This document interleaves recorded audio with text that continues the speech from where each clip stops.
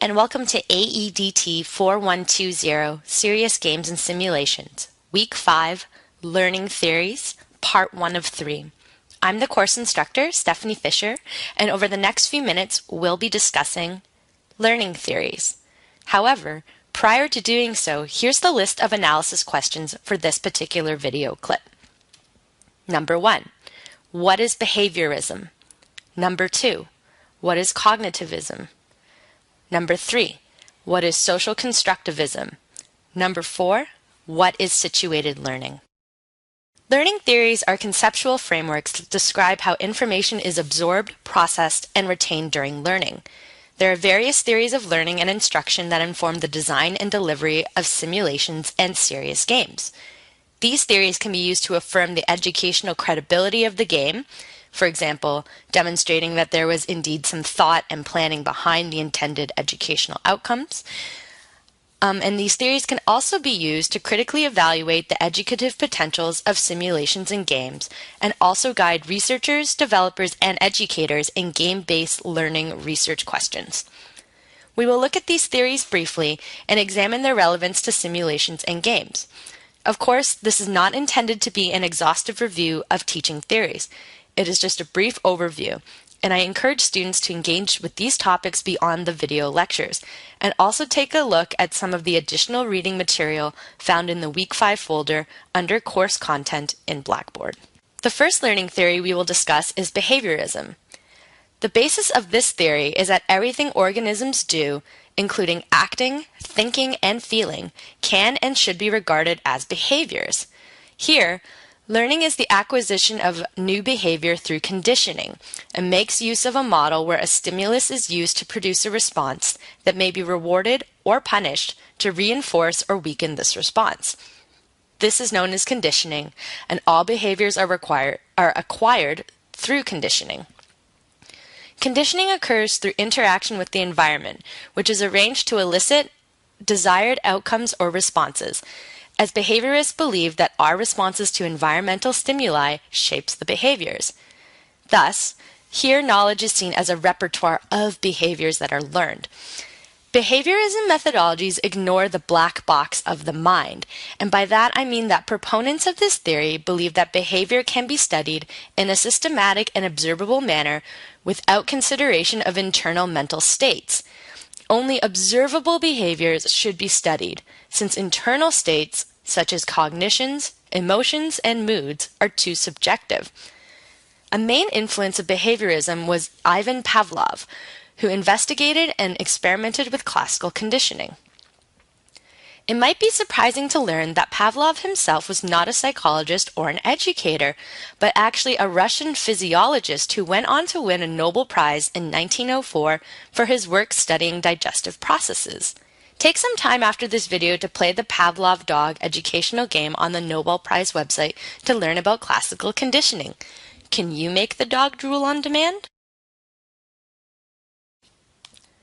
The next learning theory is cognitivism, where all learners develop new ideas, constructs, decisions, and hypotheses based on their interactions with the world and their prior knowledge. There are two key assumptions underlying cognitive theories. The first is that the human memory system is an active, organized processor of information.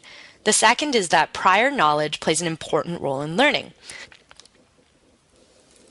Cognitive theories look beyond overtly displayed behavior to explain brain-based learning and take into consideration how human memory works to promote learning. Unlike the proponents of behaviorism, cognitivists argue that the black box of the mind and the processes by which we come to learn should be examined.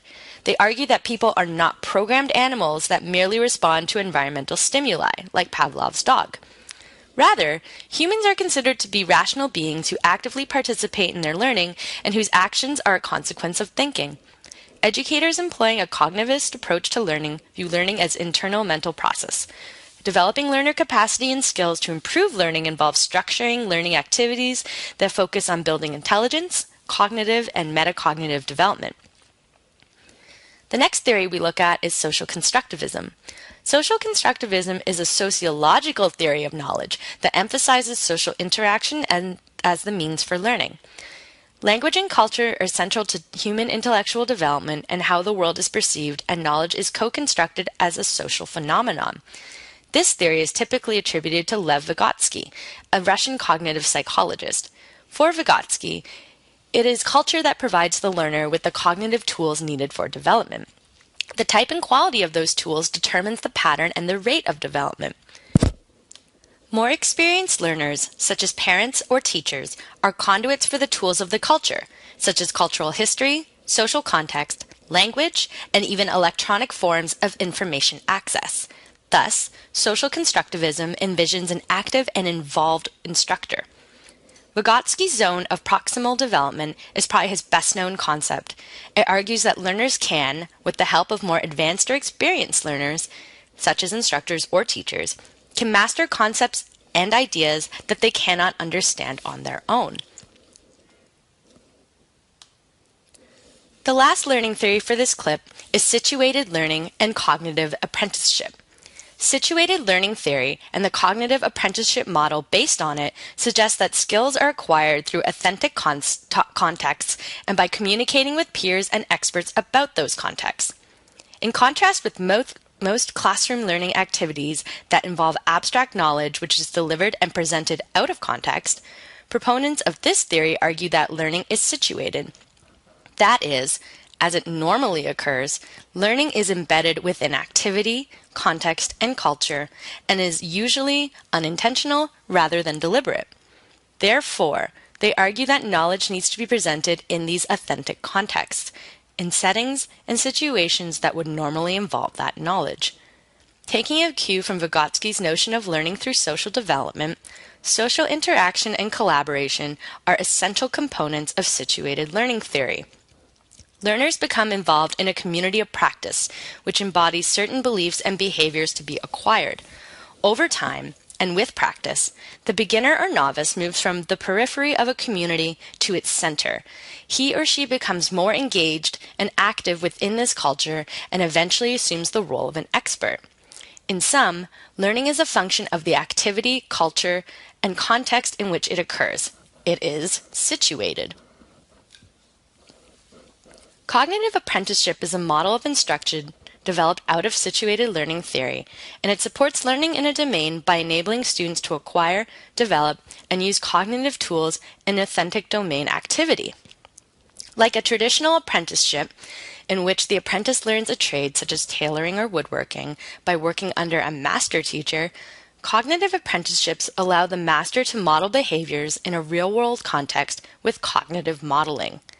By listening to the master explain exactly what she is doing and thinking as she models the skill, the apprentice can identify relevant behaviors and develop a conceptual model of the processes involved. The apprentice then attempts to imitate those behaviors with the master observing and providing coaching. Coaching provides assistance at the most critical level, the skill level that is just beyond the learner that they could accomplish by herself. Thus, cognitive apprenticeships are representative of the Vygotskian zones of proximal development in which learner tasks are slightly more difficult than they can manage independently, requiring the aid of their peers and the instructor to succeed.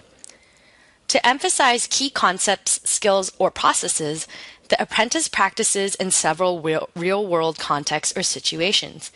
In this model, the transfer of learning is promoted through a repeated process of modeling, coaching, scaffolding, articulation, reflection, and exploration and transferability.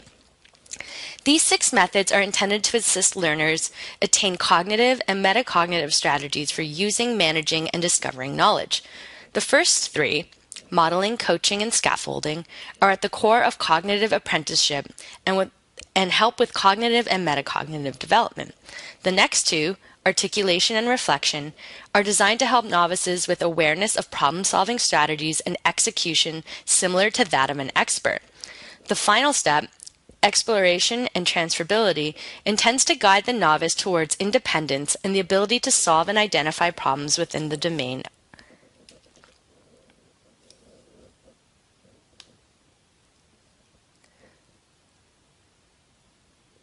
Consider the following questions. How does behaviorism relate to serious games and simulations? How does cognitivism relate to serious games and simulations? How does social constructivism relate to serious games and simulations? And how does situated learning relate to serious games